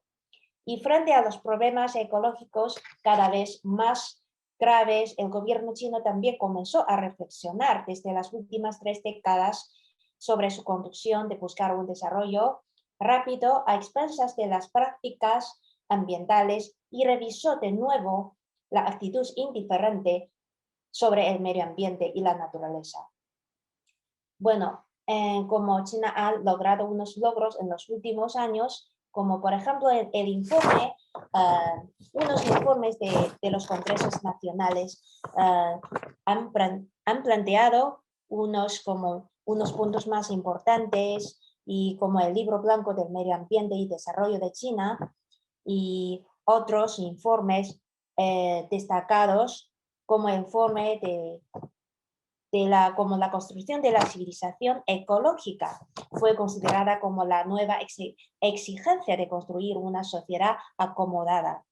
Y también como la construcción económica, la construcción cultural y la construcción social combinan juntos en el desarrollo general en los últimos años en China. Y también hemos planteado el objetivo 5 en 1, seguido de la decisión de la tercera sesión plenaria del Comité Central. Bueno, y en la actualidad el desarrollo social y económico de China debe reflejar el pensamiento ecológico de la época moderna. Y China está trabajando arduamente para explorar el camino de desarrollo económico ecológico con características chinas. Y en unos informes se observa que el gobierno chino ha implementado una serie de medidas de protección ambiental efectivamente y pilotando el monitoreo y supervisión de agencias de protección ambiental y realizando la forma de parpechos de rotación de tierras cultivadas a nivel nacional, lo cual es una de las manifestaciones del uso de las antiguas ideas ecológicas chinas para tierras de cultivo, entre otros. Tenemos muchas prácticas en solucionar el problema ambiental. Bueno, y ahora voy a pasar para el pensamiento ecológico de la civilización latinoamericana y primero es el concepto ecológico de la cultura india, antigua de América Latina.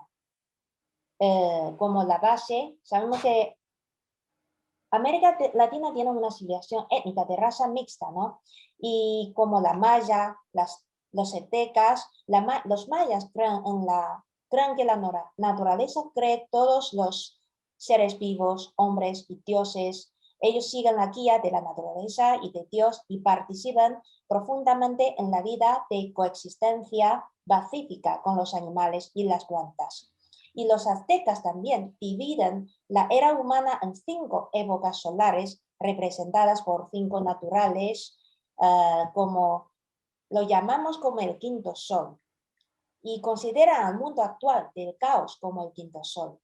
Y también los incas. Los incas adoran la naturaleza, respetan la región inca, argumentando que la conducta social humana está guiada por los dioses naturales.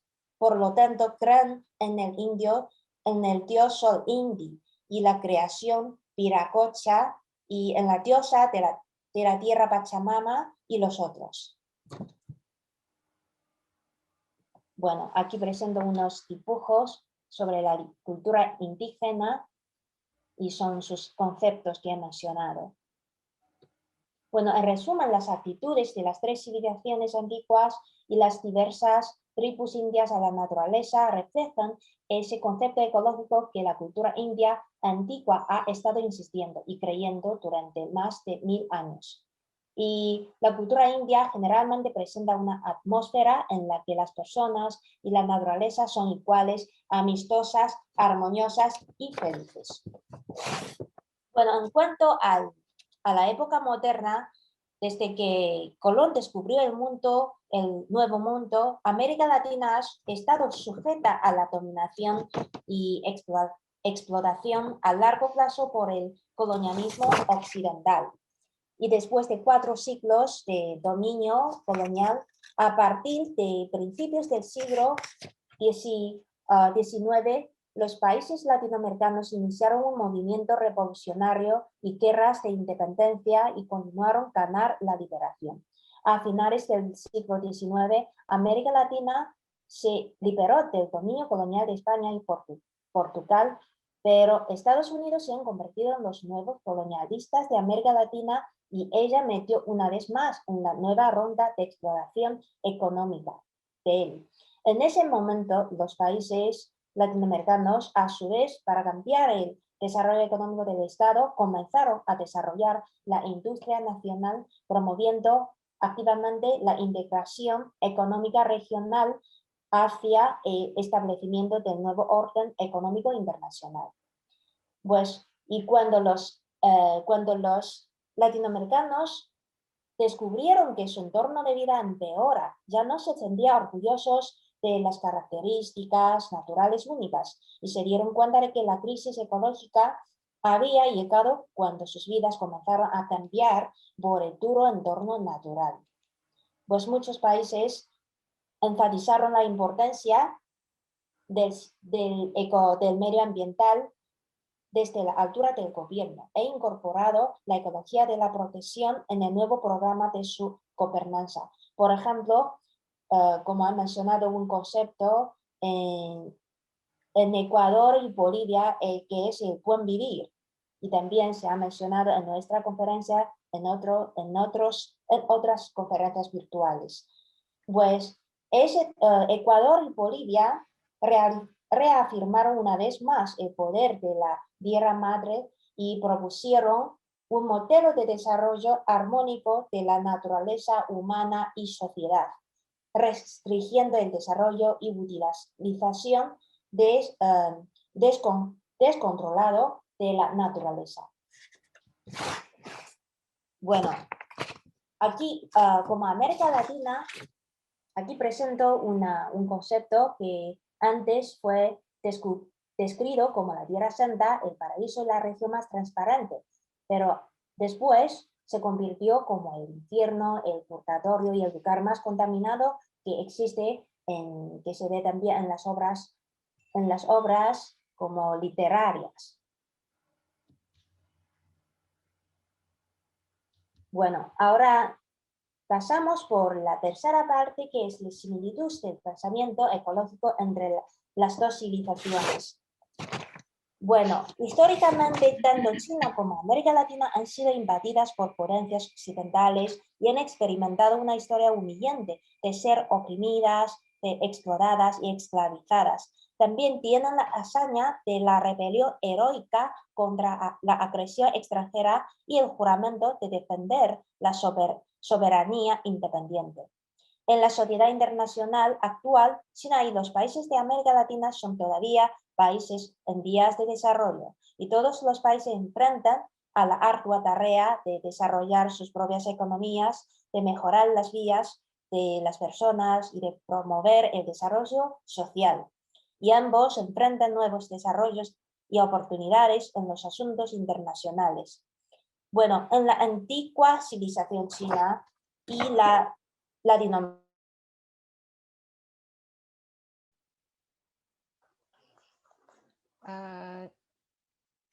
Señoras y señores, es que al principio yo pensaba que mi computador tiene un error, pero yo creo que algo de la profesora Meng tiene un problema de línea, así que si viene de nuevo, entonces vamos a seguir la ponencia y también pregunta y respuesta.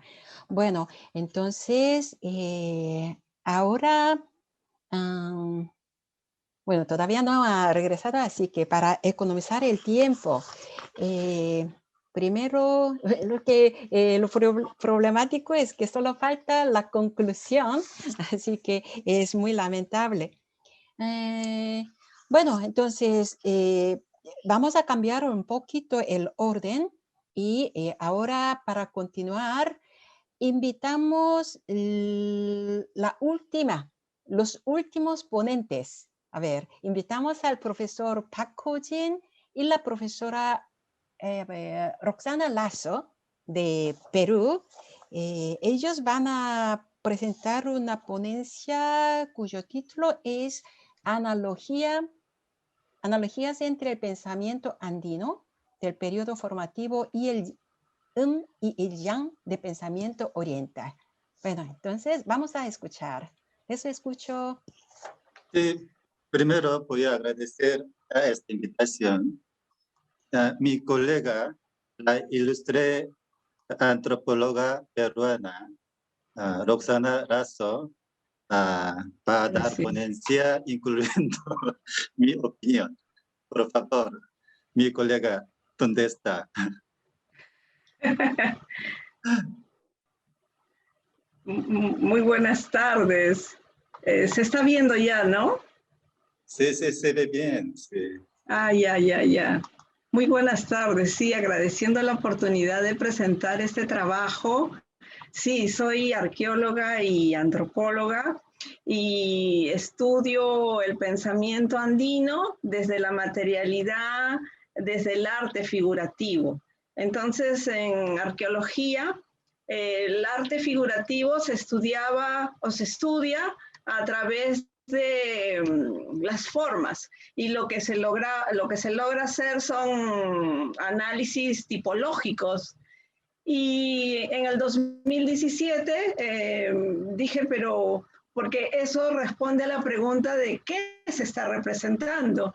Y en el 2017 propuse responder a la pregunta cómo se articula la composición de las figuras. Y dio un buen resultado y entonces he venido analizando una serie de figuras que están dando resultados, patrones muy interesantes del orden de las figuras, que es lo que voy a presentar. Entonces está dividida la presentación en 4 partes. El método de análisis de las figuras. Como dije, las preguntas respondían a qué se está representando. Y, por ejemplo, este trabajo de John Rowe, que es muy temprano y es muy importante, verán que él ha hecho el atlas de todas las figuras que están talladas en el obelisco Tello que fue encontrado en el sitio de Chavín de Huanta. Pero distinguirán que él está perfilando a su distinción, a su libre albedrío de él, cada una de las partes, ¿no? Y así logró a estas llegó a estas conclusiones, pues que así había simetría, repetición, módulo de anchura, reducción de los motivos a una combinación de líneas rectas, curvas y sencillas, ¿no? Y es a partir de esto que estipuló que se trataba del estilo Chavín, ¿no? Porque es lo que se suele hacer en arqueología, generar estilos. Entonces, en mi caso, como ya adelanté, la pregunta era, ¿cómo se realiza la composición de las figuras? Y para ello la descripción incluyó las líneas que perfilan cada parte de la figura. Y lo que salió es que había una diferenciación, que se utiliza una línea delgada, como pueden ver aquí en donde estoy señalando esta figura de Spondylus, está delineado con una línea delgada fina, y se utiliza otra línea doble, como pueden notar aquí en la boca. Estas líneas dobles se ubican en los extremos o al medio. Entonces, esto ya connota un orden, porque cada parte, al ser definida por un tipo de línea, ya se puede diferenciar de acuerdo a cada figura que se exprese, si está hecho con una línea simple o si está hecho con una línea doble. Y el otro tema muy importante es que la línea doble siempre va a estar ubicado a los extremos o al medio.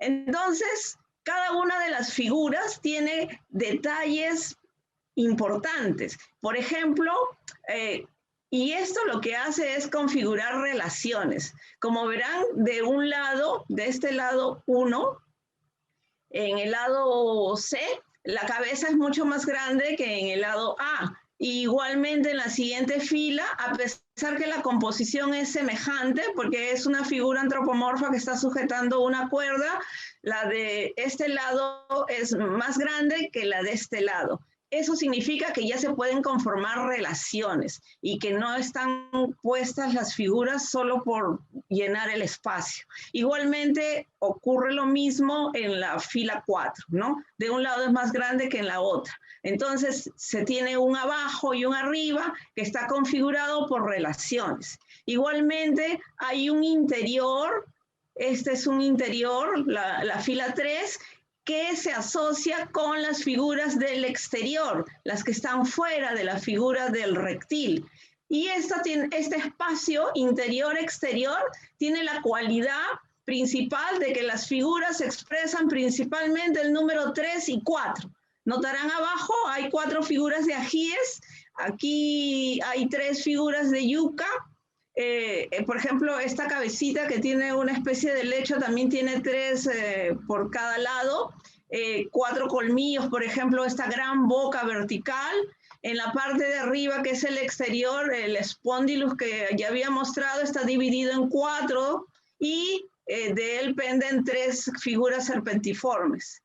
Igualmente, esta ave también está constituida de una ala, cuerpo, ala, y cada una de esas partes tiene 3 plumitas, al igual que encima de su cabeza, que también tiene 3 plumas. Entonces, este espacio ya puede ser diferenciado a partir de las cualidades que se expresan en cada una de las figuras, ¿no? Entonces, tengo un espacio interior y exterior, o de un lado son más grandes y de otro lado son más pequeñas, ¿no? Entonces, ¿cómo poder interpretar este nuevo, desde el punto de vista teórico, estas nuevas relaciones que aparecen dentro de la figura? Entonces, para eso voy a leer, para que sea más rápido y preciso, las ideas del filósofo Cassirer. Especializado en una filosofía antropológica, considera que desde muy temprano las sociedades han generado explicaciones míticas del universo. Por ello, define una relación entre el origen del hombre y la construcción de su mundo, que no es posible considerarlo solo una especulación, sino que ha sido una obligación fundamental del hombre que sus sistemas religiosos se mantengan y que a partir de los mismos sus pensadores religiosos hayan generado leyes morales. El autor interpreta que desde las primeras reflexiones filosóficas, el hombre no es un objeto empírico, sino un producto de un acto social. Por ello, la filosofía antropológica debe considerar la magnitud y dirección de las causas que lo producen, como un mismo método tanto para las ciencias morales como para las ciencias físicas. Con ello, una obra de arte no se escapa al método de la misma manera que un animal produce sus formas de vida. Así, comprender esas producciones depende de las categorías que conforman una estructura, que cada cultura elabora y que se requiere descubrir. Especialmente los seres humanos generan un sistema simbólico constituido por el lenguaje, el mito, el arte y la religión, conformando un tejido. De esta manera, el símbolo intermedia entre los seres humanos y los elementos de la realidad, que mediante el lenguaje expresará un decir emotivo, lógico o científico. Entonces, el autor propone, por una parte, identificar las estructuras de las ideas o conceptos para conseguir el máximo posible de signos, para señalar los rasgos típicos y los particulares o sus diferencias internas. Y lo cito. Entonces, poseeríamos una especie de gramática de la función simbólica en cuanto tal, a través de la cual se abarcaría y en general se codeterminarían sus particulares expresiones e idiomas, tal como nos los encontramos en el lenguaje y en el arte, en el mito y en la religión. Este es el marco teórico por el cual quiero presentar entonces este nuevo orden que ha aparecido a través del análisis de las figuras, describiéndolas desde las líneas, ¿no? Entonces la segunda parte es cuál es esta operatividad del número. Entonces he analizado 3 soportes distintos. Estas corresponden al estilo Sechín en el estudio clásico.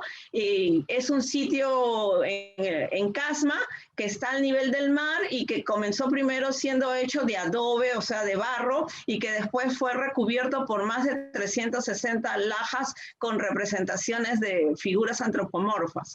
El obelisco Tello, que ya lo he mostrado, y para mostrar que no solamente en el tallado es que se produce esta diferenciación de las líneas, sino en este caso es un fragmento de un textil encontrado en un contexto funerario en Ica, al sur de Lima, que también presenta este mismo orden con las figuras. Y en este caso, entonces, estamos con geografías distintas, con técnicas distintas y perteneciendo a culturas distintas, pero sin embargo se mantienen los patrones de cómo representar las figuras. Aquí, para que conozcan el sitio de Cerro Sechín, ves cómo está recubierto por lajas y esas lajas expresan diferentes partes del cuerpo humano, antropomorfo. En este caso, el sitio de Chavín de Huántar, que es de la sierra del departamento de Ancash, al norte de Lima, y el obelisco Tello fue encontrado circunstancialmente por un agricultor cuando realizaba sus tareas aquí cerca de la Plaza Hundida Cuadrada en Chavín. Y bueno, después ya llegó el arqueólogo Julio C. Tello y lo pudo guardar y preservar, ¿no?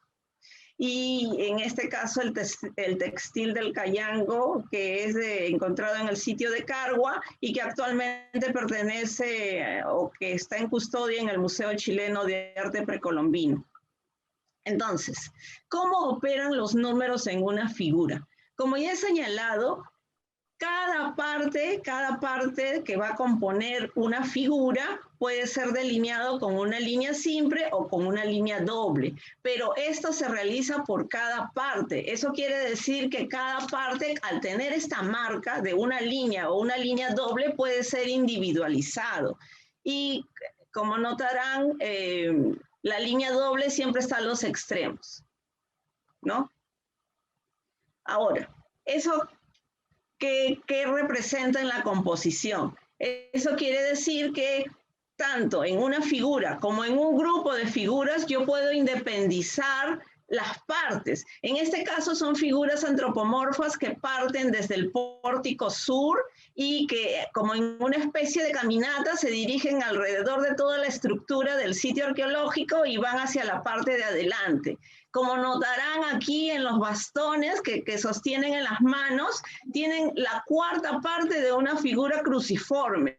pero esta figura cruciforme se va a seleccionar. Se notará que son 4 partes de un lado y un quinto cierra la serie, con lo cual las figuras que ya se expresan aquí ya no serían tampoco solo de libre albedrío, o la descripción no debería de decir solo que son figuras antropomorfas que van hacia adelante, porque están los números marcando otra vez como huellas. Entonces las partes que están indicadas acá estarían bajo los valores de los números que marca el bastón.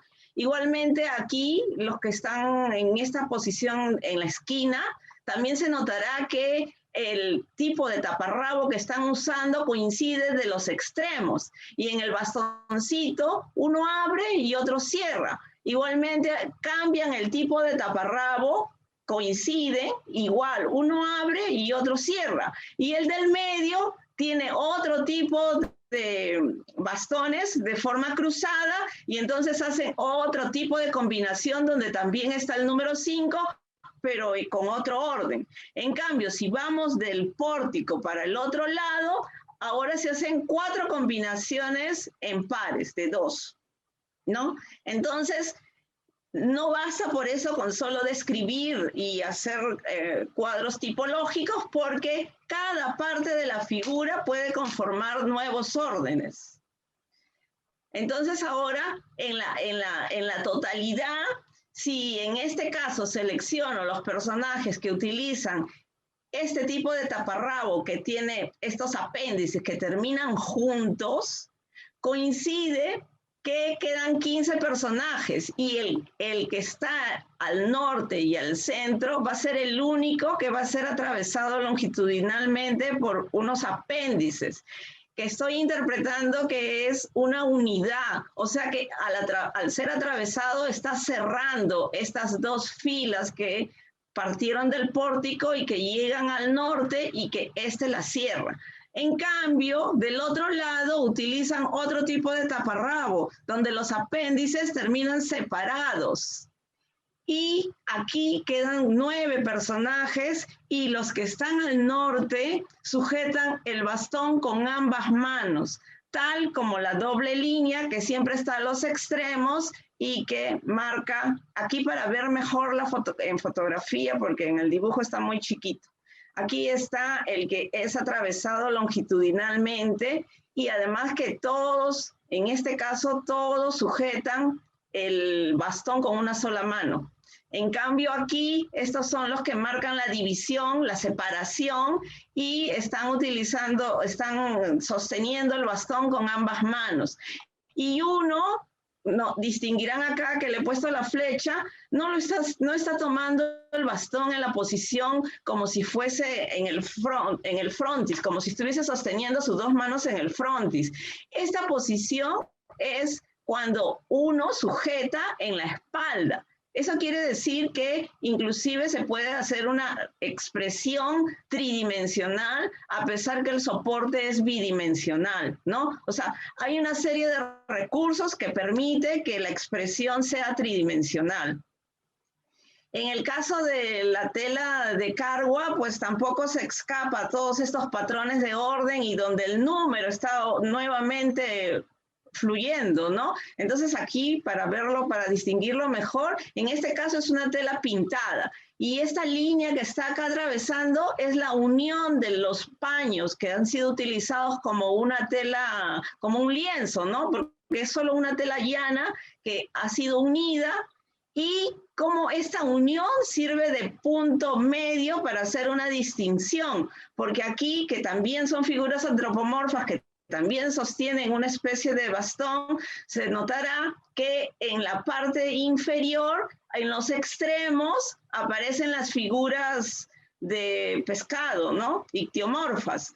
Y en el centro es la figura del bastón con doble línea. En cambio, en la parte superior, notarán que todos llevan el bastón con la mano derecha. En cambio, este personaje de aquí va a cambiar la posición de la mano y lo va a hacer con la izquierda. ¿Para qué? Para que los bastones queden en paralelo. Tal como hemos visto que en el otro caso el bastón es sujetado con 2 manos, aquí se ponen 2 bastones en paralelo. Y otra vez el número 2 está marcando una división, una separación, porque los bastones se asocian con las figuras de cabeza.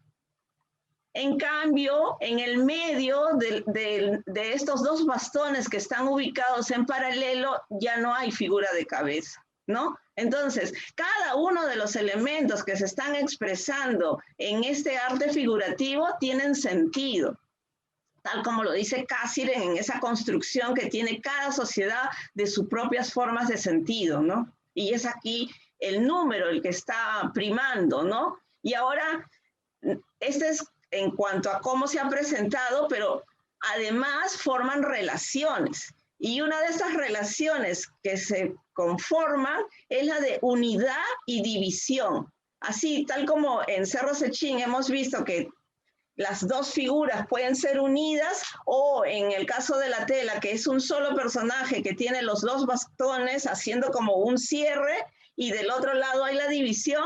En el caso del obelisco Tello, se talla desde esta extremidad inferior.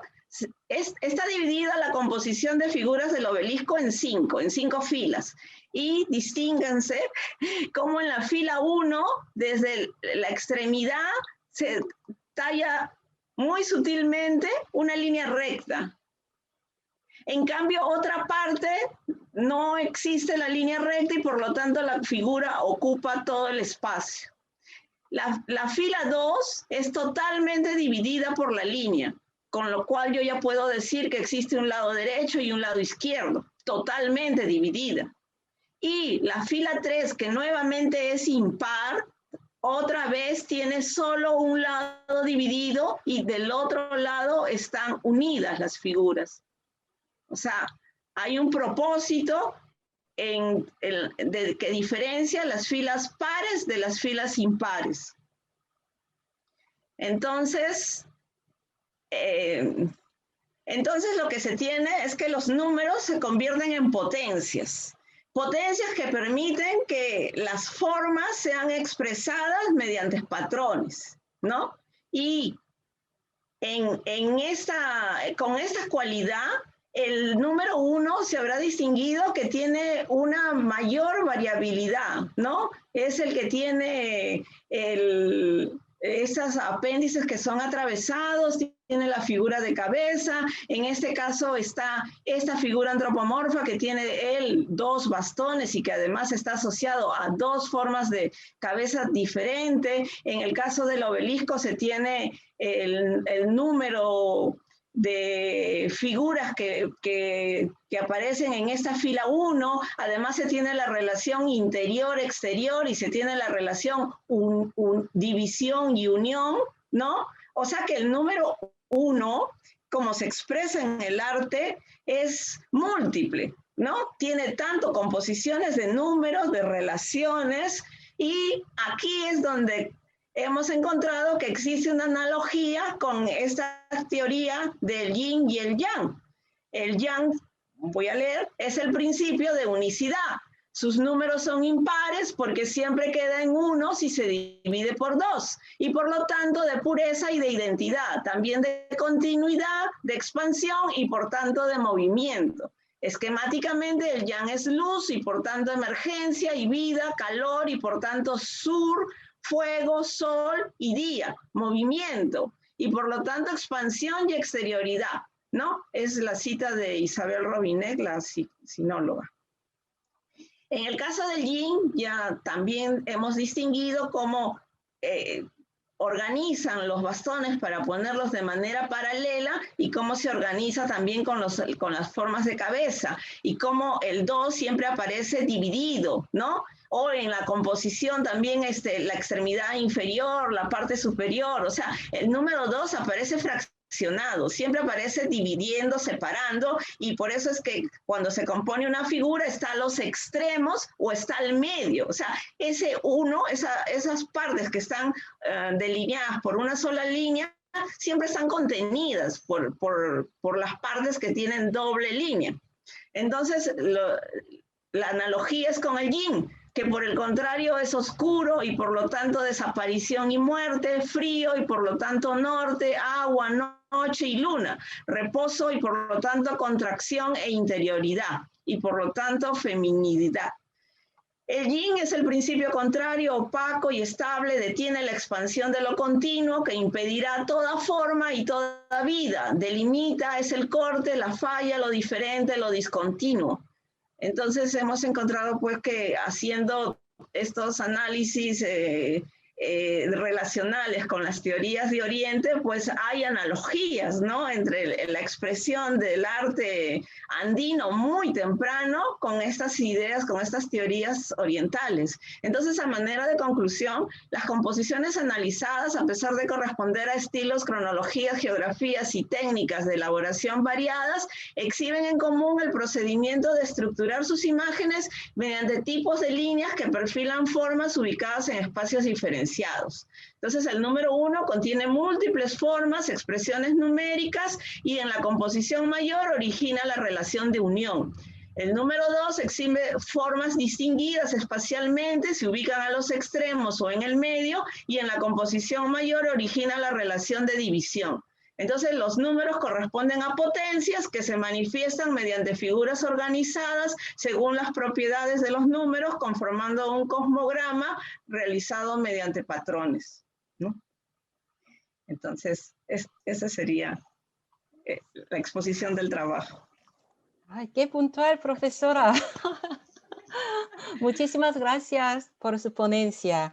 Y es que ya casi estamos en el tiempo de terminar esta sección, así que yo no sé muy bien sobre este último tema, pero siempre hay algunas analogías entre todas las civilizaciones, entre todos los países y regiones. Yo creo que es porque nosotros somos humanos, es que todos tenemos algo común y para vivir en este mundo tan problemático, necesitan cooperar, entiendo esta diferencia y también, a ver, sí, es mi idea.